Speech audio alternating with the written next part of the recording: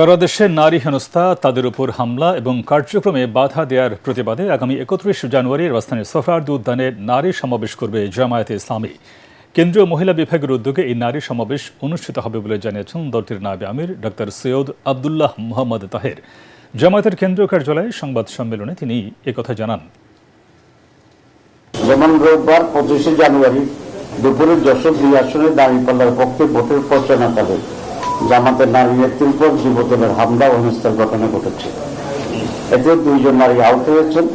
জিজ্ঞাসা পৌরসভার ৫ নম্বর ওয়ার্ডের কীর্তিপুর এলাকায় জামাত ইসলামীর উপজেলা মহিলা নেত্রীরা দাঁড়িপাল্লা প্রতীকে ভোট চাইতে গেলে উপজেলা যুবদলের সভাপতি আরাফাত রহমান কল্লোলের নেতৃত্বে সবুজ, আয়ানাস, সোহাগ সহ ১৫-২০ জনের একটি দল জামাতের মহিলা কর্মীদের উপরে অতর্কিত হামলা করে, আহত করে এবং মোবাইল ফোন নিয়ে যায়।